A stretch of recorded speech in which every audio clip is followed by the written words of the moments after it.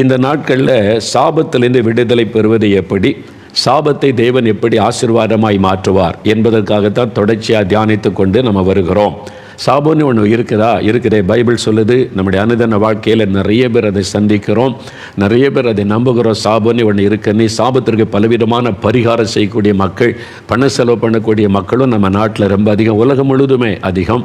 ஆனால் உண்மையான பரிகாரம் என்ன? இந்த சாபம் ஏன் கிரியை செய்து, இந்த சாபத்தினுடைய கிரியைகள் என்ன, எப்படி விடுதலை பெறுவது என்பதை நம்ம அறிந்து கொள்ளதான் வேத வசனத்தின் வெளிச்சத்தில், இது தேவனுடைய வார்த்தை, இதில் எல்லாமே சொல்லப்பட்டிருக்கிறது. இதை வைத்து தான் நம்ம தியானித்து கொண்டு இருக்கிறோம். சரியா? என்னங்க கடவுள்கிட்ட இருந்து சாபம் வரும்னு சொல்றீங்க? கடவுள்கிட்ட இருந்தே சாபம் வருமா? அவர் ரொம்ப அன்பானவர் தானே, கடவுள்னாலே அன்பானவர், இரக்கமுள்ளவர் தானே, அவர்கிட்ட இருந்து சாபம் வருமா அப்படின்னு கேட்டிங்கன்னா, நீதிமொழிகள் 3ஆம் அதிகாரம் 33ஆம் வசனம் பாருங்கள். நீதிமொழிகள் 3ஆம் அதிகாரம் 33ஆம் வசனம் பைபிளில் திருப்புங்க. பழைய ஏற்பாட்டில் 765வது பக்கம் பாருங்கள். துன்மார்க்கனுடைய வீட்டில் கர்த்தரின் சாபம் இருக்கிறது, நீதிமான்களுடைய வாசஸ்தலத்தையோ அவர் ஆசீர்வதிக்கிறார். இந்த பூமியில் 2 விதமான மக்கள் இருக்கிறாங்க, துன்மார்க்கர், நீதிமான்கள்.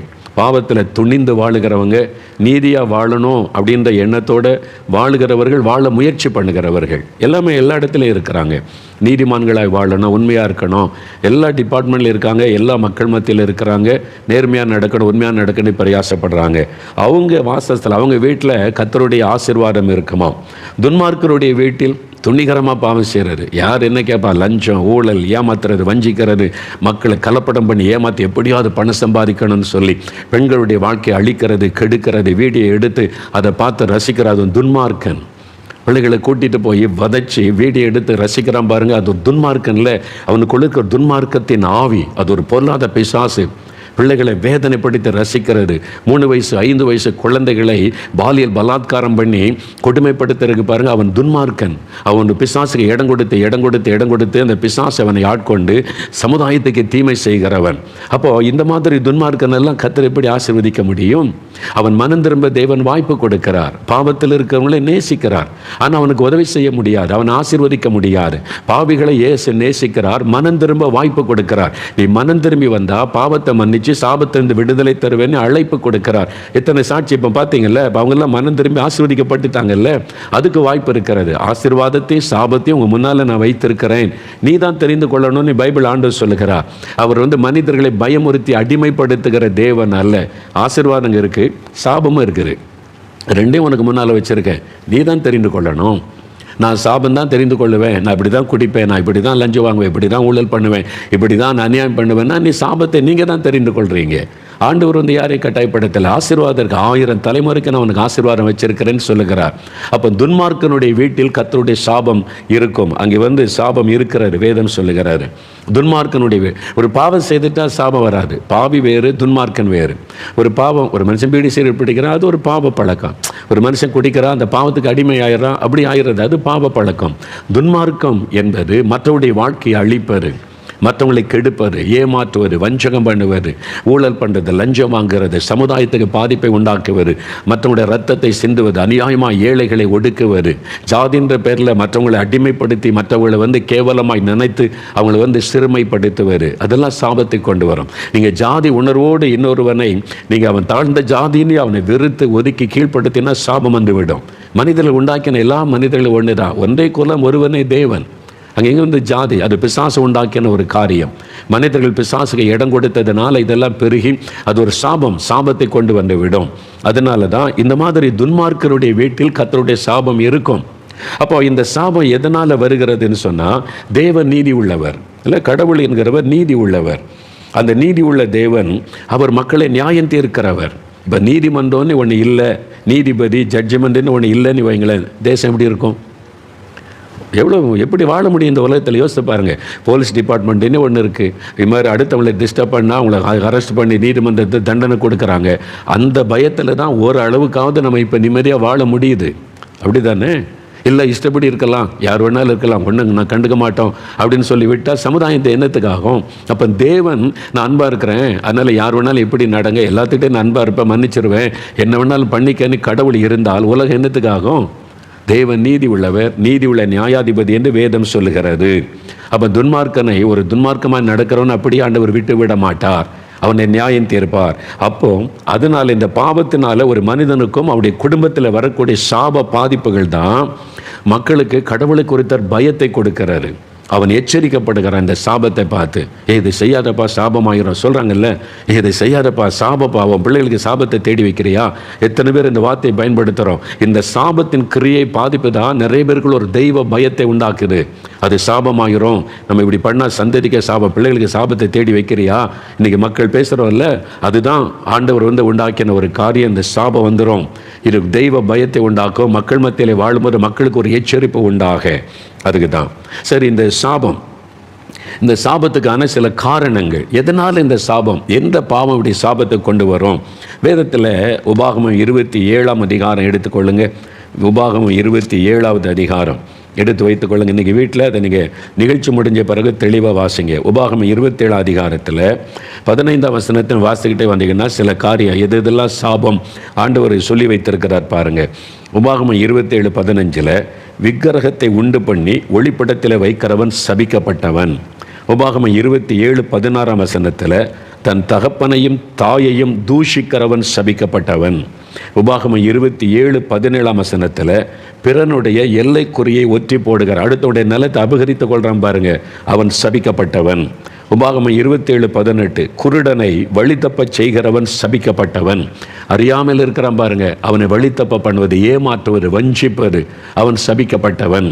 பாருங்களேன், இப்போது கவர்மெண்ட் அதிகாரிகள் மக்களுடைய அறியாமை பயன்படுத்தி அவனை ஏமாற்றி காசு பிடுங்கிறாங்கல்ல, அவன் சபிக்கப்பட்டவன். கவர்மெண்ட் ஏழைகளுக்கு தாலிக்கு தங்கன்னு கொடுத்தாங்க ஒரு காலத்தில், இல்லை? அது மாதிரி நிறைய உதவி செய்கிறாங்க கவர்மெண்ட்டில். இது மாதிரி ஏழைகளுக்காக சில காரியங்கள் என்ன சொல்கிறாங்க, நகை 5 பவுன் வரைக்கும் வச்சுருக்க நகை கடன் ரத்து கவர்மெண்ட் அறிவிச்சிருக்கு. இந்த அதிகாரி என்ன பண்ண, அந்த ஏழைகள் வந்தால் ஒரு 1000 ரூபா கொடு, அப்போ தான் சரி பண்ணி தருவேன், 2000 கொடு. அது மக்களை வஞ்சிக்கிறவன், அவன் துன்மார்க்கன். அப்போ அவன் அநீதியாக செயல்படுகிறான். அப்போது அந்த குருடரை வழி தப்பப்படியில் இப்படி இருக்குது, ஏமாற்றி காசு பறிப்பார். ஏழை ஜனங்கிட்ட அவங்க அறியாமையை பயன்படுத்தி, அவங்க பாவம் அறியாமை, அதை பயன்படுத்தி இவ்வளோ கொடு, கவர்மெண்ட் கொடுக்குற ஒரு நன்மையை கொடுக்கறதுக்கு லஞ்சம் வாங்குறான் பாருங்க. அவன் குருடர்களை வழி தப்ப செய்கிறவன் சபிக்கப்பட்டவன். அவனே ஏழை, கஷ்டப்பட்டு கவர்மெண்ட் கொடுக்குற நன்மை பெற வந்தால் அதில் நீ பிடுங்குறிய, நீ எப்படி ஆசீர்வாதம் இருக்க முடியும்? அவன் சபிக்கப்பட்டவன், குடும்பமே சாபமாக்கிவிடும், அறிந்து கொள்ளுங்க. உபாகமம் 27:19 பரதேசி, திக்கற்றவன், விதவைகள் ஆகிய இவர்களுடைய நியாயத்தை புரட்டுகிறவன் சபிக்கப்பட்டவன். திக்கற்றவன், பரதேசி, இவனுக்கு யாரும் கிடையாது, அடித்தாலும் யார் கேட்பா? விதவைங்க, அவருக்கு யாரும் கிடையாதுங்க அப்படின்னு அவனுடைய நீதியை புரட்டுகிறவன். அவங்களுக்கு நியாயமாய் வர வேண்டியதை கிடைக்க விடாமல் தடுக்கிறது. ஒரு விதவையை கண்ணீர் வடிக்க வைப்பது. உனக்கு கேட்க யார் இருக்கா? அடிச்சன்னா அவனை யார் கேட்பா? ஆண்டவர் கேட்பார். அங்கே தான் தேவனுடைய கரம் நீட்டப்படும். யாரையாவது ஏழையை பார்த்து உன்னை அடித்து போட்டால் யாரை கேட்பா? உனக்கு யாரா இருக்கா அப்படின்னு நீங்கள் பேசுனீங்க, நீங்கள் சாபத்தை தேடுறீங்கன்னு அர்த்தம். அந்த ஏழைகள், பரதேசிகள், விதவைகளுக்காக நியாயம் செய்கிற ஒரு தேவன் இருக்கிறார். அது சாபமாய் மாறிவிடும். அதான் வசனம் சொல்லுகிறாரு. உபாகமம் 27:20-21 வசனம் பாருங்கள். தன் தகப்பன் மனைவியோட மிருகத்தோட தகாத உறவு கொள்கிறவன் சபிக்கப்பட்டவன். பாலியல் சம்பந்தமான பாவம். இந்த வாலிப்பிள்ளைகளை ஏமாற்றி கடத்திட்டு போய் வீடியோ எடுத்து கதற வாழ்க்கையை கெடுக்கிறான் பாருங்க, சபிக்கப்பட்டவன். அந்த பெற்றோர் அவனுக்கு சப்போர்ட் பண்ணீங்க, குடும்பமே சாபமாக்கி விடும். சாபம் அது. பாலியல் பலாத்காரம் பண்ணுவது, குழந்தைகளை சீரழிப்பது, வாலிப பிள்ளைகளுடைய வாழ்க்கையை சீரழிப்பது, பெண்களுடைய வாழ்க்கையை அழிப்பது, இந்த மாதிரி பாவம் செய்கிறவன் சபிக்கப்பட்டவன். அது சாபத்தை கொண்டு வரும். அதே மாதிரி முறையற்ற, அதாவது உறவுகள், மிருகத்தோட ஆணோட ஆண், பெண்ணோட பெண், இப்படி வாழ்றது பாருங்க, அது சாபத்தை கொண்டு வரும். உபாகமம் 27:24 ஒளிப்படத்தில் பிறனை கொலை செய்கிறவன் சபிக்கப்பட்டவன். கொலை, ரத்தம் சிந்தப்படுது பாருங்க, அது சாபத்தை கொண்டு வரும், சபிக்கப்பட்டவன். உபாகமம் 27:25 குற்றமில்லாதவனை கொலை செய்யும்படி பரிதானம் வாங்குகிறவன் சபிக்கப்பட்டவன். பார்த்தீங்களா, பணம் வாங்கிட்டு கொலை செய்கிறான் பாருங்க. அந்த காலத்தில் ஆண்டவர் எழுதி வச்சிருக்கிறார் பாருங்களேன். இந்த காலத்தில் அப்படிலாம் நடக்கும்னு சொல்லி ஒருத்தன் அநியாயமாக சம்பந்தமே இல்லாத ஆளை கொலை பண்ணுறான். என்ன, பணம் வாங்கி கொண்டு ₹1,00,000 ₹2,00,000 வாங்கிட்டு எங்கெங்க இந்த கொலை ஆட்கள் கொண்டு வந்து, நீங்கள் காசுக்கு கொலை செய்கிற ஆளாக இருந்த சாபம் உன் சந்ததியை தொடர்ந்து விடும். அதான் ஆண்டவர் எச்சரிக்கிறார். இது மாதிரி கொலை செய்கிறதுக்குன்னு காசு வாங்குறது, பரிதானம், லஞ்சம் வாங்குவது. அது மாதிரி காவல்துறையில் இருக்கிறவங்க லஞ்சம் வாங்கிட்டு அநியாயமாய் போய் கேஸ் போட்டு உள்ளே வச்சிங்கன்னா உங்களுடைய குடும்ப சாபத்துக்குள்ளாயிரும். நீங்கள் அநீதியாக செயல்படுறீங்கன்னு அர்த்தம். யாராக இருந்தாலும் அதுதான். அரசாங்க அதிகாரிகள், அதிகாரிகள், காவல்துறை அதிகாரிகள், நீங்கள் நீதியாக செயல்படாமல் அதிகாரத்தை தவறாக பயன்படுத்தினா சாபம் உண்டாகிவிடும். ஏன்னா நீங்கள் சமுதாயத்துக்கு ஆசீர்வாதமாக இருக்க வேண்டியவர்கள், நீங்கள் தான் நீதியை நிலைநாட்ட வேண்டியவர்கள். நீங்களே ஒரு பணக்காரனுக்காக அதிகாரத்தில் உள்ளவங்கள ஏழைகளுடைய நீதியை புரட்டி நீங்கள் மற்றவருடைய நீதி குற்றமில்லாதவனை நீங்கள் குற்றவாளி ஆக்குனீங்கன்னா சாபமாகிவிடும், பெரிய அது சாபமாகிவிடும். அதான் அதே மாதிரி மல்கியா 3ஆம் அதிகாரம் 8-9 வசனத்தில் தசமபாகம் செலுத்தாதவர்கள் சபிக்கப்பட்டவர்கள். அன்று என் ஜனத்தாராகிய நீங்கள் சபிக்கப்பட்டவங்க. அன்று சொல்ல நீங்கள் ஏன் ஜனந்தான் ரட்சிக்கப்பட்டிருக்கீங்க, என் பிள்ளைன்னு சொல்கிறீங்க, ஆனால் நீங்கள் சபிக்கப்பட்டவங்க. அதனால் நிறைய கிறிஸ்தவ குடும்பத்தில் வறுமை, கடன் பிரச்சனை, பண பிரச்சனை. ஏன்? நீங்கள் கர்த்தரை ஏமாத்துறீங்க. தசமபாகம் கர்த்தருக்குரியது. உங்கள் வருமானத்தில் நீங்கள் சம்பாதிக்கிற பணத்திற்கு, பிஸ்னஸில் வர லாபத்தில் தசமபாகம் கர்த்தருக்குரியது. 10% நீங்கள் கர்த்தருக்கு கொடுக்கலன்னா நீங்கள் சபிக்கப்பட்டவள் வேதம் சொல்லுகிறாரு. இந்த சாபம் நிறைய கிறிஸ்தவுடைய வாழ்க்கையில் இருக்கிறது. அதனால தான் நல்லா நடந்த பிஸ்னஸ் திடீர்னு அடி வாங்குது, திடீர்னு நஷ்டம், திடீர்னு இழப்பு, திடீர்னு அவமானம். நல்லா யோசித்து பாருங்கள். நீங்கள் தசமபாகம் கர்த்தருக்கு கொடுத்தீங்களா? நல்லா வாழ்ந்திருக்கும் போது லாபத்தில் 10% கொடுத்தீங்களா? 1 கோடி ரூபா உங்களுக்கு லாபம் வந்தால் 10 லட்ச ரூபா கர்த்தருக்குரியது. நீங்கள் 1 லட்ச ரூபா காணி கொடுத்துன்னு திருப்தியாக இருக்கிறீங்க.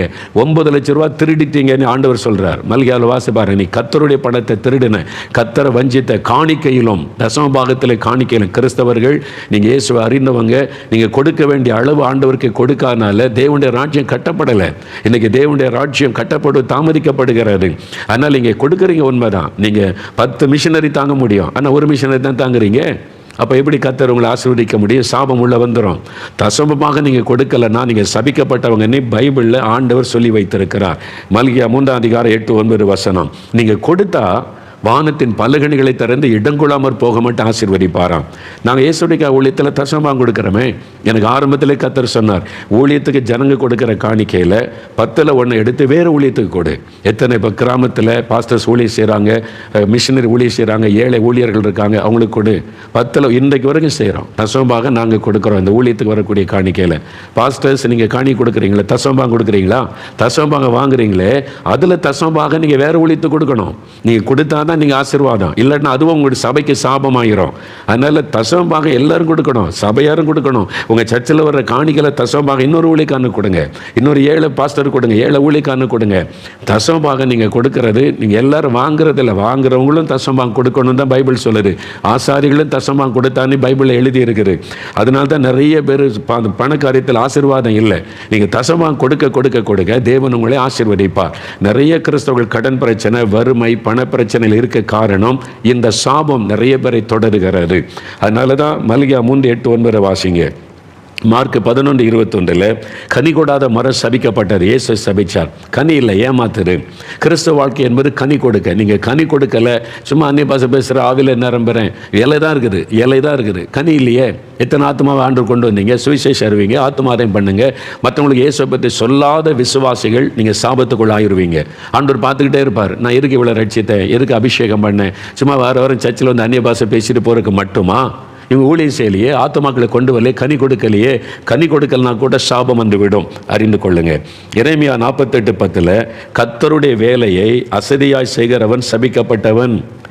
பாருங்க, எரேமியா 48:10 கர்த்தருடைய வேலையை அசதியாய் செய்கிறவன் சபிக்கப்பட்டவன். ஊழியம் செய்த ஆசீர்வாதம் வரும்னு மட்டும்தான் நினைக்கிறீங்களா? ஊழியம் செய்தால் ஒரு பக்கம் ஆசீர்வாதம் வரும். நீங்கள் ஒழுங்காக செய்யாமல் அசதியாக செய்தால் சாபமாகிவிடும். ஊழியம் செய்கிற எல்லாருமே ஆசீர்வாதமாக இல்லை, பார்த்துருக்கீங்களா? ஆனால் ஒரு கூட்டம் நல்ல ஆசீர்வாதமாக இருக்காங்க. சின்ன ஊழியம் செய்தாலும் அவங்க நல்ல ஒரு நிம்மதியாக சந்தோஷமாக குறைவில்லாமல் வாழ்கிற ஏராளமான ஊழியர்களை பார்த்துருக்கிறேன். அதே சமயத்தில் ஒரு ஆசீர்வாதம் இல்லை, வறுமையில் அடுத்த ஆள்கிட்ட கையேந்திக்கிட்டு எனக்கு கொஞ்சம் கொடுங்க, எனக்கு ஒரு உதவி செய்யுங்க, இப்படியே கையேந்தி பிச்சைக்கார மாதிரி அலையிற ஊழியர்களையும் பார்த்துருக்கிறேன். ஏன் தெரியுமா? நீங்கள் கர்த்தருடைய வேலையை அசதியாக செய்கிறீங்க. நீங்கள் கொஞ்சம் சிந்திங்க, உட்கார்ந்து யோசிங்க. கர்த்தர் சொல்லுகிறபடி, கர்த்தர் விரும்புகிறபடி நான் ஊழியம் செய்கிறேன்னு யோசித்து பாருங்கள். ஒவ்வொரு ஊழியக்காரனையும் கர்த்தர் ஆசீர்வதிப்பார், ஒவ்வொரு சபையும் கர்த்தர் ஆசீர்வதிப்பார். கர்த்தருடைய வேலை அசதியாக செய்கிறவன் சபிக்கப்பட்டவன். அதே மாதிரி எரேமியா 17:5 பாருங்க, கர்த்தரை விட்டு விலகுகிற இருதயம் உள்ளவன் சபிக்கப்பட்டவன். அதாவது சுய பலத்தின் மீது நம்பிக்கை வைத்து, மனிதர்கள் மேல நம்பிக்கை வைத்து, கர்த்தரை விட்டு இருதயத்திலே பாருங்க, மனுஷர் மேல் நம்பிக்கை வைத்து மாம்சமானதை தன் புயபலமாக்கி கொண்டு கர்த்தரை விட்டு விலகுகிற இருதயம் உள்ளவன் சபிக்கப்பட்டவன். இவங்க சர்ச்சுக்கு போவாங்க, ஜெபம் பண்ணுவாங்க, ஊழியெல்லாம் செய்வாங்க, ஆனால் இருதயத்தில் கர்த்தரை விட்டு விலகி இருப்பாங்க. அவங்களுக்கே தெரியாது இருதயத்தில் விலகிறதுனா என்ன அப்படின்னு சொன்னால், அதாவது நம்பிக்கை மனுஷர் மேலே வைக்கிற சொந்த பலம், எனக்கு திறமை இருக்குது, எனக்கு பலன் இருக்குது, நான் சாதிப்பேன், சுயத்தின் மேலே நம்பிக்கையும், மனிதர் மேலே எனக்கு இவர் இருக்கார், எங்கள் சபையை அவர் பார்த்துக்குவார், ஒரு பணக்காரர் இருந்திருக்காருல்ல, அவர் வச்சு நான் எங்கள் சபையெல்லாம் நடத்திடுவேன். மனிதர் மேலே நம்பிக்கை, கர்த்தர் மேலே நம்பிக்கை வைக்காமல் காணிக்கை கொடுக்குற மனுஷர் மேலே நம்பிக்கை வச்சாலே அது ஒரு சாபம்.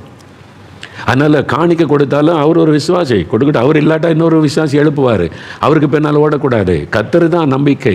அப்படி இல்லாமல் மனுஷர் மேலே நம்பிக்கை வச்சு, சொந்த பலத்தில் நம்பிக்கை வச்சு, அதுவே ஒரு சாபம் இந்த வேதத்தில் எழுத. இந்த சாபம் நிறைய பேருடைய வாழ்க்கையில் இருக்குது, ஊழியக்காரங்க வாழ்க்கையில் இருக்குது, ஊழியங்களில் கூட இந்த சாபம் இருக்கிறது. கவனமாக நம்ம மனம் திரும்ப வேண்டியது அவசியம். பாருங்கள், 1 கொரிந்தியர் 16:22 இயேசு கிறிஸ்துவனிடத்தில் அன்பு கூறாதவன் சபிக்கப்பட்டவன். உனக்காக ஒரு ஆண்டவர் மரிச்சார், உன் மேல் அன்பு வைத்திருக்கிறார், உன்னை மன்னிக்க ரட்சிக்க ஆயத்தமாக இருக்கிறான், இவ்வளவு இலவசமாக உனக்கு பாவ மன்னிப்பு, இலவசமாய் சாபத்திலிருந்து விடுதலை, உனக்கு பரலோக பாக்கியம், உனக்காக மரித்த ஆண்டவர் என்று இந்த ஆண்டவரை சொல்லியும் இப்படிப்பட்ட ஒரு ஆண்டவரை நீ நேசிக்காவிட்டால் அதுவே உனக்கு சாபம். அப்படிதான் வசனம் சொல்லுது. ஒன்றுமே செய்யாததுக்கு கொண்டு காசெல்லாம் கொட்டி கொட்டி கொட்டி பக்தின்ற, ஆனால் உனக்காக உயிரையே கொடுத்த ஆண்டவரை பற்றி தெரிந்தும் அவர் மேலே நீங்கள் அன்பு கூறாவிட்டால் அதுவே உங்களுக்கு சாபமாகும் என்று வேதத்தில் எழுதப்பட்டிருக்கிறது. கலாத்தியர் 1:8-9 பாருங்க, வேறொரு சுவிசேஷத்தை பிரசங்கிக்கிறவன் சபிக்கப்பட்டவன். வேறு அது கள்ள உபதேசம். கள்ள உபதேசத்தை கொண்டு வந்து நிறைய பேர் இன்றைக்கி பேசுகிறாங்க. கிருபை பற்றி, பரிசுத்தத்தை பற்றி, இயேசு பற்றி தப்பாக பேசுகிற துணிகரமான ஊழியர்கள் எழுப்பிட்டாங்க. பைபிளை வைத்து கொண்டு சும்மா டான்ஸ் ஆடிக்கிட்டு விசில் அடிச்சுக்கிட்டு சாபம். இப்போ தெரியாது, அந்த சாபத்தினுடைய விளைவு கொஞ்ச நாளில் தெரியும், அந்த பாதிப்பு தெரியும். கள்ள உபதேசம் பண்ணுகிறவன் சபிக்கப்பட்டவன், வேறொரு சுவிசேஷத்தை பிரசங்கம் பண்ணுகிறவன் சபிக்கப்பட்டவன். அதெல்லாம் சொல்லப்பட்டிருக்கிறது. பாருங்க, இவ்வளோ காரியம் இருக்குது பைபிளில். இன்னும் உங்களுக்கு தெரிந்த வசனத்தில் ஆராய்ச்சி பண்ண கர்த்தர் பேசுவார். இப்போ இந்த மாதிரி எந்த காரியத்தினால நீங்கள் சாபத்துக்குள்ள ஆயிட்டீங்க, எது உங்களுடைய சாபம் உங்கள் வாழ்க்கையில் பாதிப்பை உண்டாக்கியிருக்குன்னு வசனத்தோடு ஒப்பிட்டு நீங்கள் பார்க்கணும். சரியா? முக்கியமான சில காரியம் 1-2 காரியம் சொல்கிறேன் பாருங்கள்.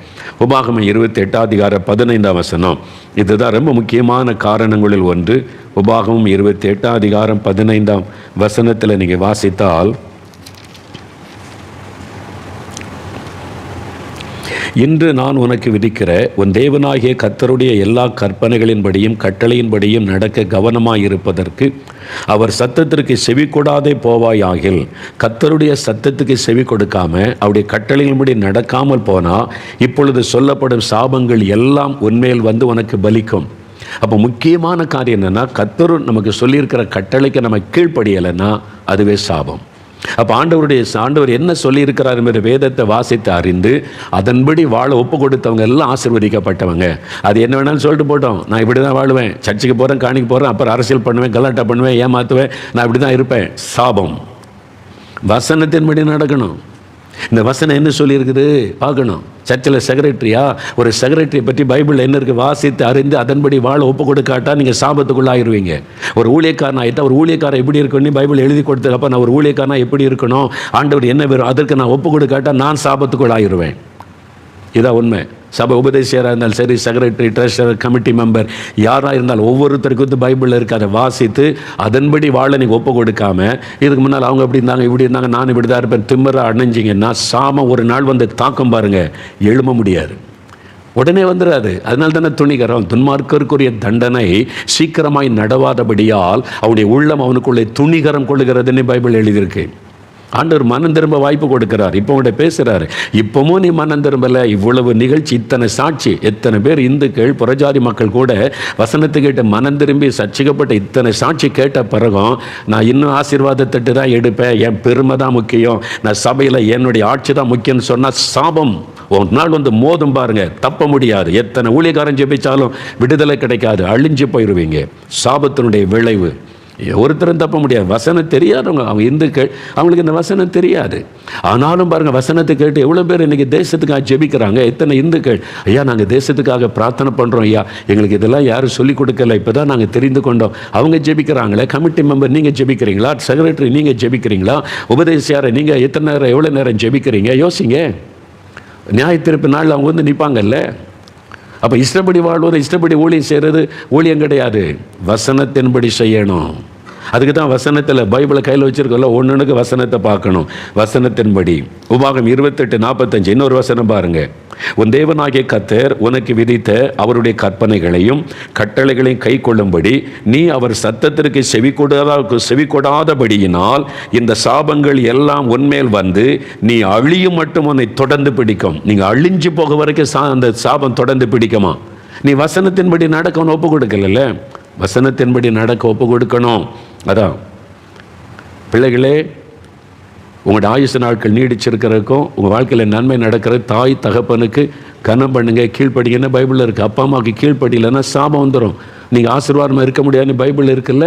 அப்போ வசனத்தின்படி எங்கள் அப்பா அம்மாவுக்கு நான் கீழ்ப்படிவேன், அவங்க சொல்கிறத நான் கேட்பேன், கனப்படுத்துவேன்னு சொல்லணும். சரியா? யாத்திராகமும் 34:7 பாருங்கள், இந்த சாபம் எது வரைக்கும் தொடருன்றத இன்னொரு வசனத்தில் யாத்திராகம் 34:7 பாருங்கள். ஒரு கர்த்தருடைய வசனத்தின்படி நடந்து அவருக்கு பிரியமாக நடந்தால் 1000 தலைமுறைக்கும் அவர் இரக்கத்தை காக்கிறவர். 1000 தலைமுறைக்கும் உங்களுக்கு ஆசீர்வாதம், தலைமுறையா.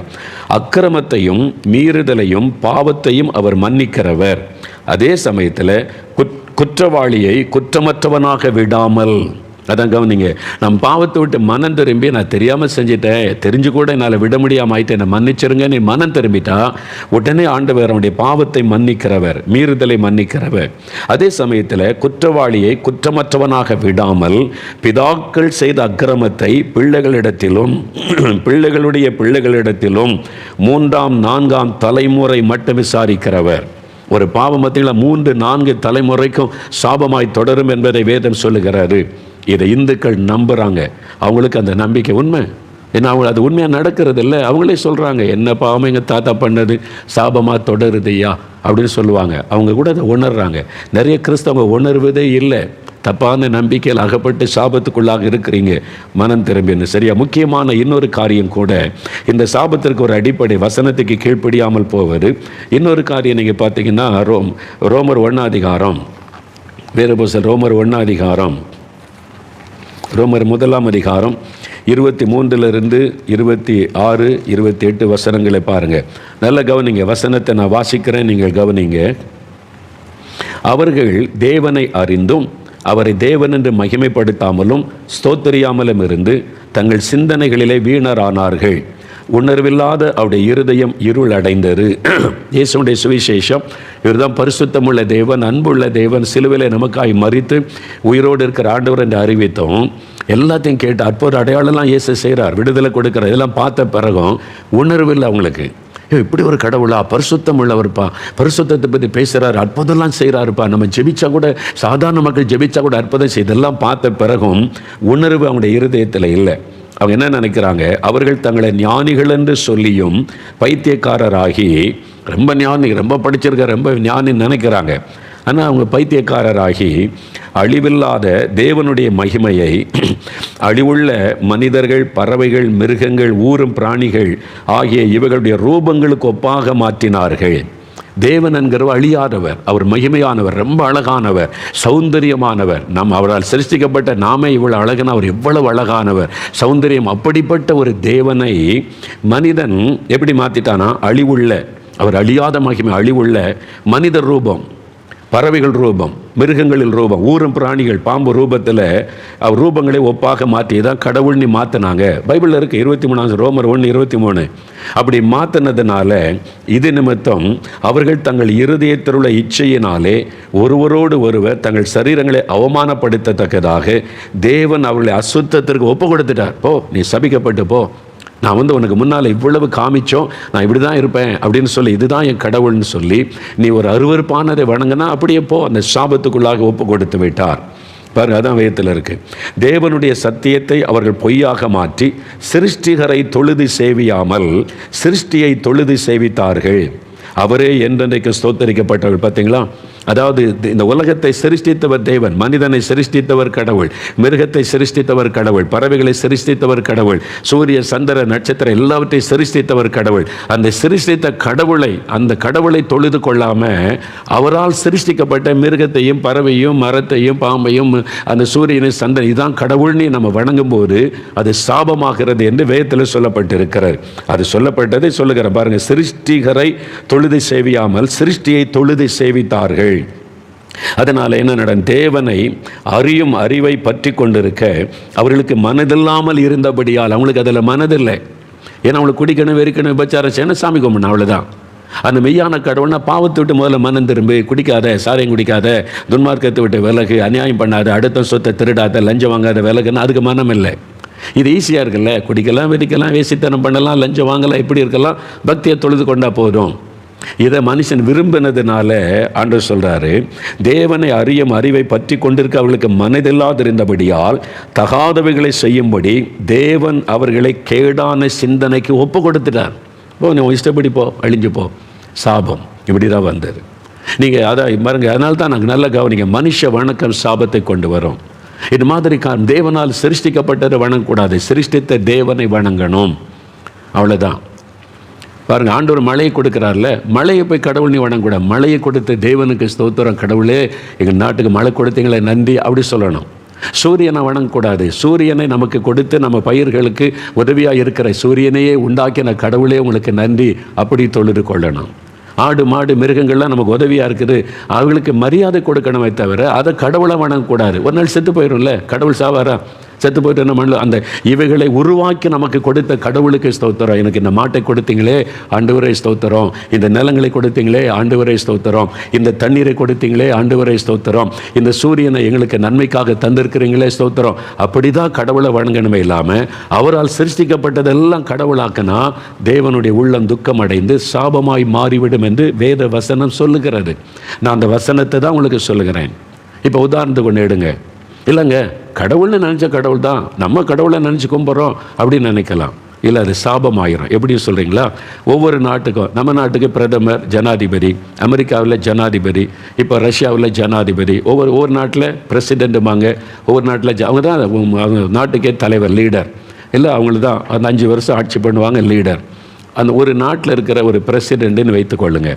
அமெரிக்காவிலேயோ ரஷ்யாவிலேயோ இந்தியாவிலேயோ எந்த நாட்டில் அந்த முதன்மையான இடத்துல இருக்கிறவங்கள நான் கடவுளாக நினைக்கிறேன், அவங்க தான் எங்கள் நாட்டுக்கு முதல் இடத்துல எங்கள் நாட்டெல்லாம் பாதுகாக்கிறாங்க, எங்கள் நாட்டுக்கு நன்மை செய்ய கடவுளாக நினைக்கிறேன்னு சொல்லி குரங்கு மாதிரி ஒரு பொம்மை செஞ்சு 4 கை 5 கை தலையெல்லாம் வித்தியாசமாக வச்சு ஒரு அகோரமாக ஒரு சிலையை செஞ்சு 1 கோடி ரூபா செலவு பண்ணி பெரிய கோயிலை கட்டி பளிங்கு கல்லெல்லாம் போட்டு பெரிய விழா நடத்தி எங்களுடைய பிரசிடெண்ட்டை நான் கடவுளாக வணங்குறேன், என் பிரசிடெண்ட்டுக்கு ஒரு கோயில் கட்டிட்டேன் பிரதிஷ்டைன்னு எல்லாரையும் கூப்பிட்டா அரசாங்கம் சும்மா இருக்குன்னு நினைக்கிறீங்க? சிந்திங்க.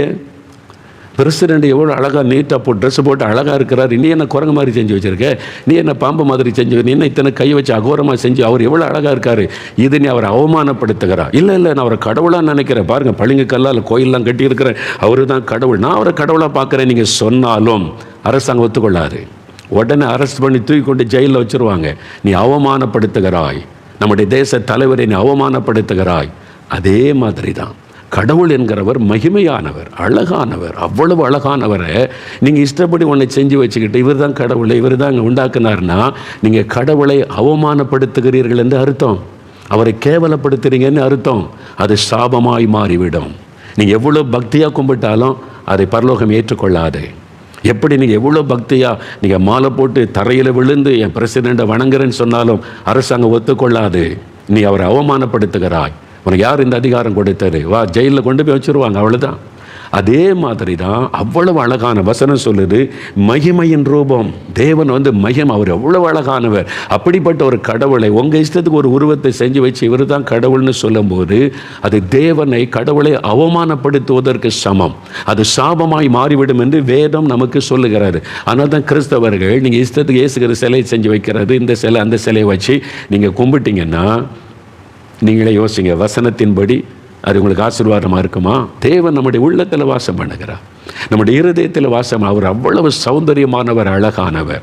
அதனால் இது ஒரு பெரிய சாபம். பக்தி என்ற பேரில் நிறைய பேர் சாபத்தையே தேடிக்கொண்டு இருக்கிறதை பார்க்க முடிகிறது. நீங்களே யோசித்து பாருங்க. நீ கொஞ்சம் சிந்திச்சாலே போதும்.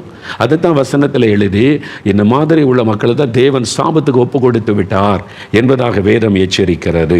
அதனால் மகிமை உள்ள தேவனை நம்ம அவருடைய மகிமையோடு அவர் ஆராதிக்கணும், நம்ம துதிக்கணும், ஜெபிக்கணும். சரியா? இதை மனதிலே கொள்ளணும். அதே மாதிரி தாய் தகப்பனை கண்ணீர் வடிக்க வைப்பது பெரிய சாபத்தை கொண்டு வரும். நல்லா அறிந்து கொள்ளுங்க. தாய் தகப்பனை கண்ணீர் வடிக்க வச்சிங்க, சாபம். வாலிப பிள்ளைகள் பயங்க கவனமாக இருக்கணும். ஒரு சமயம் ஒரு வாலிப மகள் எனக்கு கடிதம் எழுதியிருந்தாள். காலேஜில் படிக்க போனவள், இந்த 3 வருஷம் படிக்கணும், அப்புறம் 2 வருஷம் மேல் படிப்பு, இதெல்லாம் பெற்றோர் கஷ்டப்பட்டு மகளை வளர்த்து கஷ்டப்பட்டு படிக்க அனுப்புனா, 1 வருஷம் படித்து 2வது வருஷம் வந்து நான் ஒரு பையனை விரும்புகிறேன், கல்யாணம் பண்ண போகிறேன். பெற்றோருடைய இருதயம் நொறுங்கி போச்சு. எவ்வளோ சொல்லி பார்த்தாங்க, அவனுக்கு கடவுளுக்கு சம்மந்தமே இல்லை. அப்படி ஒரு பையனோட பழகிறியம்மா, அதுவும் இந்த வயசா, நீ இன்னும் 5 வருஷம் படித்து நல்ல நிலைமைக்கு வந்தால் அவன் எதிர்காலம் நல்லா இருக்கும். நான் எல்லாம் முடியாது. கண்ணுக்கு விருப்பம், கண்கள் இனிச்சை, மாம்ச விச்சைக்கு இடம் கொடுத்து நிறைய வாலிப பிள்ளைகள், வாலிப பையன்கள் சாபத்தை தேடிக்கொள்கிறீங்க. உடனே தெரியாத சாபத்தின் விளைவு. அவள் இப்போ சொன்னால் எவ்வளோ பெற்றோர் கெஞ்சி பார்த்தாங்க, நான் உன்னை படிக்க வைக்கிறோம், இந்த 5 வருஷம், அதுக்கப்புறம் இதெல்லாம் யோசிக்கலாம். நான் இல்லை, நான் இப்போவே நான் கரெக்டாக தான் முடிவு எடுப்பேன் அப்படின்னு சொல்லி வீட்டை விட்டே போயிட்டான். போய் அவனோட வாழ போகிறேன்னு சொல்லி தாய் தகப்பனுக்கு அவமானம், நிந்தை, தலை குனிவு, கண்ணீர் விட்டு அழுதாங்க. என்ன செய்ய முடியும்? இவள் பெற்று வளர்த்து ஆளக்குன்னு ஒரு பிள்ளை தாய் தகப்பன் எப்படி போனால் எனக்கு என்ன, என் விருப்பம் நிறைவேறணும், அவ்வளோதான். அவங்க அவமானப்பட்டு கூனி குறுகி சமுதாயத்தில் கண்ணீர் வடித்தாங்களே, தேவன் அதை கண்டார். சில மாதம் கழிந்தது. பெற்றோருடைய மனசு இல்லை, பிள்ளைகள் தான் தப்புனாலும் பெற்றோருடைய மன இழந்து, சரி பிள்ளை தப்புன்ட்டான், நான் மன்னிச்சு ஏற்றுக்கொள்ளான்னு மகளை கூப்பிட்டு வந்து அவளுக்கு எல்லா உதவியும் செஞ்சாங்க. ஒரு குழந்தை உண்டாயிட்டா, சரி வந்துட்டு போட்டோம். நிறைய பேர் அவங்க குழந்தை வந்துட்டா ஏற்றுக்குவாங்க. இதனால் துணிஞ்சு பாவம் செய்கிற சில வாலிபர்கள், வாலிப பெண் பிள்ளைகள். இப்போ தெரியாது அதனுடைய விளைவு. இப்போ குழந்தை பிறக்க போகுது, இவன் வெளிநாட்டுக்கு நான் வேலைக்கு போகிறேன், கொஞ்சம் பணம் வாங்கிக்கணும், அப்பா அம்மா இருந்த பணத்தெல்லாம் சரி நம்ம பிள்ளைய நல்லா வச்சுருந்தா போதும்னு அனுப்பி விட்டாங்களா. அங்கே போய் சேர்ந்துட்டு வெளிநாட்டிலேருந்து லெட்டர் எழுதினான், எனக்கு நல்ல வேலை கிடச்சிட்டு நான் நல்ல சம்பாத்தியம், நான் மாதம் மாதம் கொஞ்சம் கொஞ்சமாக உங்கள் அப்பா கொடுத்த பணத்தை அனுப்பி வச்சிடுறேன், இனிமேல் உனக்கு எனக்கு சம்மந்தம் இல்லை, நீ வாய்ஸ்டபடி வாழு, நான் இங்கே வேறொரு கல்யாணம் பண்ணி வாழ போகிறேன்னு லெட்டர் எழுதிட்டான். இப்போ எப்படி இருக்கும்? பெரிய அந்த மகள் எனக்கு எழுதினான், பெரிய கண்ணீர் கண்ணீர். அங்கள் ஒரு பாவம் எவ்வளோ பயங்கரமானது என்பது இப்போ தான் எனக்கு தெரியுது. அப்போ தெரியல, அப்போ தெரியாது. வாலிப மகளே, அப்போ தெரியாது உங்களுக்கு. அந்த சாபம் வந்து தாக்கும் போது தான் தெரியும், உடனே வராது. பாருங்கள், அவள் கண்ணீரோடு இப்போ எனக்கு பிறகு போகிற குழந்தைக்கு அப்பா யாருன்னு சொல்லுவேன், என்னை கைவிட்டுட்டு போயிட்டான். ரோட்டில் விட்டு தாய் தகப்பனை கண்ணீர் வடிக்க வைச்சனுடைய விளைவு அந்த மகள் இப்போ தான் எனக்கு தெரியுது. நிறைய பேர் பிந்தி அழுவது. வாலிப தம்பி, வாலிப மகளே, ஜாக்கிரதை. அப்பா அம்மாவை கண்ணீர் வடிக்க வச்சு அவமானப்படுத்திட்டு வேதனைப்படுத்திட்டு ஏன் விருப்பம் நீ போனி நீங்கள் செய்கிறது உங்களுக்கு ஆசீர்வாதமாகவே இருக்காது, அது சாபமாகிவிடும். நிறைய நான் பார்த்துருக்குறேன். 1-2 பேர் ஒருவேளை நீங்கள் பெற்றோரோட போராடி சண்டை போட்டு முடியாத பட்சத்தில் செய்கிற காரியம் வேறு. ஆனால் கொஞ்சம் கூட அப்பா அம்மாவை மதிக்காமல் கண்ணீர் வடிக்க வச்சு வேதனை வடிக்க வச்சு எப்படியும் போங்க நான் இப்படி தான் இருப்பேன்னு போனவங்க நிறைய பேர் கண்ணீர் வடிக்கிறாங்க. நிறைய பேர் பிந்தி வந்து சொல்லுவாங்க, அங்கள் எங்கள் அப்பா அம்மா எவ்வளோ அழுதாங்க, நான் கேட்கல, இப்போ தான் எனக்கு தெரியுது. 5 வருஷம் 10 வருஷம் கழிச்சு என்ன சரி, சாபத்தினுடைய தாக்கம். அதனால் தாய் தகப்பனை கண்ணீர் வடிக்க வச்சு அவமானப்படுத்திட்டீங்க, சாபமாகியோட வேதம் எச்சரிக்கிறாரு. அதே மாதிரி கர்த்தருடைய வேலை அசதியாக செய்கிறவன் சபிக்கப்பட்டவன். ஊழியக்காரர்கள் உங்கள் இஷ்டப்படி ஊழியம் செய்யக்கூடாது, பணத்துக்காக புகழுக்காக ஊழியம் செய்யக்கூடாது. நல்லா அறிந்து கொள்ளுங்க. ஏலி பற்றி பைபிள் வாசல் ஆசாரியன், சபை ஆசாரியன். அவன் குடும்பத்துக்கு என்னத்தை சேர்த்து வைச்சான்?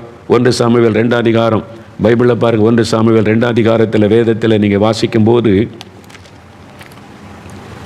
கர்த்தர் அவனை எச்சரித்தார். உன் பிள்ளைங்க தப்பாக நடக்கிறாங்க, அவங்க வந்து சபைக்குள்ளே தப்பு பண்ணுறாங்க, பிள்ளைகளுடைய வாழ்க்கையை கெடுக்கிறாங்க, காணிக்கையில் கை வைக்கிறாங்க, உன் பிள்ளைகள் என்னை விட உன் பிள்ளைகள் ரொம்ப முக்கியமாக, நீ எச்சரிக்காமல் விட்டியா சொல்லிட்டு பாருங்கள். ஆண்டவர் சொல்கிறாரு 31ஆம் வசனம் 1 சாமுவேல் 2:30, உன் வீட்டில் ஒரு கிழவனும் இராதபடி உன் புயத்தையும் உன் பிதாவின் வீட்டாருடைய புயத்தையும் நான் தரித்து போடும் நாட்கள் வரும். கர்த்தர் சொல்கிறார், இஸ்ரவேலுக்கு செய்யப்படும் சகல நன்மைகளுக்கு மாறாக என் வாசஸ்தலத்திலே உபத்திரவத்தை காண்பாய், ஒருபோதும் உன் வீட்டில் ஒரு கிழவனும் இருப்பதில்லை. சாபம்.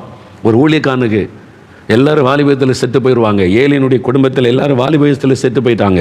34ஆம் வசனம் பாருங்க, அவனுடைய 2 பிள்ளைகளை ஒரே நாளில் செத்து போயிட்டாங்க. இதெல்லாம் வசனத்தில் எல்லாம் எழுதப்பட்ட சாபம். பாருங்க, என் பலிபீடத்தில் சேவிக்க நான் உன் சந்ததியில் நிர்மூலமாக்காதவர்களோ உன் கண்களை பூத்து போக பண்ணவும் உன் ஆத்மாவை வேதனைப்படுத்த வைக்கப்படுவார்கள். உன் வம்சத்தில் உள்ள யாவரும் வால வயதிலே சாவார்கள். அது சாபம். பாருங்க, ஒரு ஊழியக்காரன் தன் சந்ததிக்கு சாபத்தை தேடி வைத்து விட்டான். ஊழியம் செய்த ஆசீர்வாதம் மட்டும்தான் வருன்னு நினைக்காருங்க. எப்படி செய்கிறீங்க தேவன் கவனிக்கிறார். Don't play in the Lord's ministry, don't play in the house of God. தேவனுடைய சபையில் விளையாடாதங்க. தேவன் ஒவ்வொன்றையும் கவனிப்பார். அடுத்த வாரம் இதை இன்னும் டீட்டெயிலாக பார்க்கணும். ஏன்னா நிறைய ஊழியக்காரங்க சாபத்துக்குள்ளுக்கு நான் பார்த்துருக்கிறேன். அவங்களுக்கு நான் என்ன செய்கிறது சொல்ல முடியாது. ஆண்டவர் காண்பிக்கிறார், இதெல்லாம் சாபத்தில் வந்து தேவன் ஒன்றும் பண்ண முடியாது, அவ்வளோதான். நிறைய நான் பார்த்துருக்கிறேன் ஊழிய பாதையில். அதனால் அடுத்த வாரம் இதை குறித்து நம்ம பார்த்துட்டு, சாபத்தினால் உண்டாகிற பாதிப்பு, மனுஷரால் வரும் சாபம், தங்களுக்கு தங்களை வருவித்துக் கொண்ட சாபம். அடுத்த வாரம் நம்ம டைரெக்டாக வசனம் தான் இதை தியானிச்சுட்டு அடுத்த வாரம் சனிக்கிழமை சாபத்திலிருந்து விடுதலை பெற ஜெபிக்க போகிறோம். சரியா? இப்போ எல்லாம் ஜெபிக்க ஒன்று, நீங்கள் உபாகமம் 27 அதிகாரம்லாம் வாசிங்க. நான் சொன்ன இந்த வசனத்தெல்லாம் திரும்ப திரும்ப வாசித்து கொஞ்சம் ஆராய்ந்து பாருங்கள். அப்போ சாபங்களை முறிப்பது எப்படி இந்த புஸ்தகம் நிறைய பேர் வாங்கி இருக்கிறீங்க. அடுத்த வாரம் இன்னும் டீட்டெயிலாக அந்த புஸ்தகத்தை பற்றி நான் சொல்லுகிறேன். இப்போ ஜெபிக்கலாமா? தகப்பனே, இந்த நாளுக்காக ஸ்தோத்திரம். எங்களுடைய மனக்கண்கள் திறக்கப்படுகிறதற்காக ஸ்தோத்திரம். சத்தியத்தை எங்களுக்கு விளங்க பண்ணுகிறதற்காக ஸ்தோத்திரம். இந்த சாபத்தினால் வருகிற பாதிப்பிலிருந்து விடுதலை பெற ஒவ்வொருவருடைய மனக்கண்கள் திறக்கப்படும். வசனத்துக்கு நேராக இருதயங்கள் திரும்ப கர்த்தர் உதவி செய்யும், கிரியை செய்யும். தொடர்ந்து எங்களோட பேசும். இந்த வசனத்தை கேட்கிற எல்லா குடும்பத்தில் இருக்கிற சாபங்கள் மாறணும். நம்முடைய ரத்தத்தின் வல்லமினால் விடுதலை உண்டாகணும், ஆசீர்வாதம் உண்டாகணும். தொடர்ந்து அவர்களோடு நீர் பேசும். இயேசு கிறிஸ்துவின் நாமத்தில் ஜெபிக்கிறோம் பிதாவே. ஆமேன், ஆமேன். என் ஆத்துமாவே கர்த்தரை சோஸ்திரி, என் முழு உள்ளமே அவருடைய பரிசுத்தமுள்ள நாமத்தை சோஸ்திரி. என் ஆத்துமாவே கர்த்தரை சோஸ்திரி, அவர் செய்த சகல உபகாரங்களை மறவாதே. ஆமேன், ஆமேன்.